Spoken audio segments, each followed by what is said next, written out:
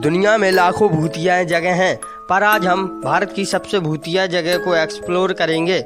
लाखों लोगों के अनुभव के बाद इस जगह को भूतिया माना गया है। यह वीडियो उन लोगों के लिए है जो घोस्ट जैसी चीज़ों में रुचि रखते हैं। नंबर 1, भानगढ़, राजस्थान।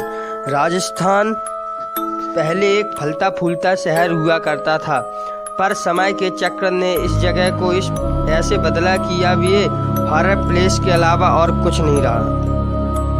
भानगढ़ में मौजूद भानगढ़ का किला द भानगढ़ फोर्ट भारत की हॉन्टेड प्लेसेस की लिस्ट में सबसे टॉप में आता है। राजस्थान की ये सबसे पॉपुलर टूरिस्ट प्लेस है। दिन के समय तो एक पॉपुलर टूरिस्ट डेस्टिनेशन ही रहती है, पर हर रात को एक प्रेतवादी स्थान बन जाती है। भारत की इकलौती जगह है जिसको गवर्नमेंट ऑफ इंडिया ने खुद एक हॉन्टेड प्लेस घोषित किया है।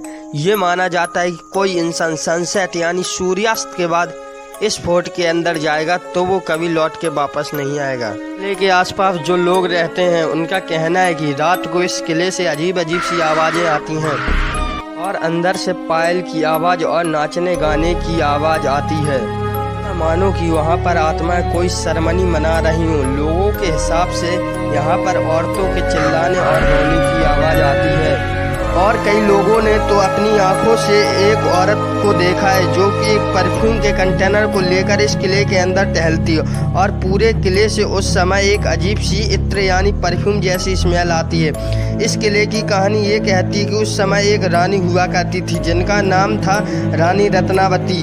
कहा जाता है कि वो अपने समय की सबसे सुंदर रानियों में से एक थी।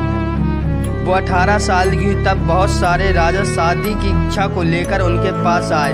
उनमें से एक काला जादूगर था जिसकी रेपुटेशन बहुत खराब थी और उसे पता था कि इतनी बड़ी रानी के साथ मेरी शादी नहीं हो सकती, पर वो उसे दिल से चाहता था और उसने ठान लिया था कि वो उस रानी को पाने के लिए कुछ भी कर सकता है। और अपने इस मकसद को पूरा करने के लिए उसने उस विद्या का सहारा लिया जिसे वो सालों से सीखता आ रहा था, जो कि था ब्लैक मैजिक यानी काला जादू। उसने सोचा कि वो काले जादू के सहारे रानी के दिल में अपने लिए प्यार जगा देगा। एक बार उस इंसेक्ट बाजार में रानी की एक दासी रानी के लिए इत्र यानी परफ्यूम खरीद रही थी। तब चुपके से उस काले जादूगर ने उस परफ्यूम के ऊपर कुछ मंत्र स्पिल कर दिया, जिससे वो परफ्यूम ऐसा बन गया कि जैसे ही वो रानी उस परफ्यूम का इस्तेमाल करती वैसे ही वो काला जादू काम करने लगता। पर किसी कारण के चलते या फिर रानी के जो गुप्तचर होते हैं उनके जरिए रानी को पता चल गया कि इस इत्र में काला जादू है। इस बात को जानने के बाद उस परफ्यूम को एक पत्थर के ऊपर फेंक देती है और एक काला जादू उल्टा पड़ जाता है, जिसके असर से वो सीधा रोप ऊपर पहाड़ से गिरते गिरते सीधा उस काला जादूगर के ऊपर गिर गया और उसके चलते वो मरने लगा। मरने से पहले उसने इस पूरे भानगढ़ को श्राप दे दिया कि ये इलाका और ये किला एक दिन बर्बाद हो जाएगा। और आपको यकीन नहीं होगा कि इस घटना के बस 1 साल बाद ही यहाँ पर एक जंग छिड़ी और एक के बाद एक घटना हुई कि यहाँ की सारी जनसंख्या खत्म हो गई और रानी रत्नावती की भी मौत हो गई। और आज के स्थानीय लोगों का कहना है कि रानी रत्नावती की आत्मा आज भी इस किले को हॉन्ट करती है। और मैंने पहले बताया था कि वो परफ्यूम वाली औरत जो कि और कोई नहीं रानी रत्नावती की ही आत्मा है।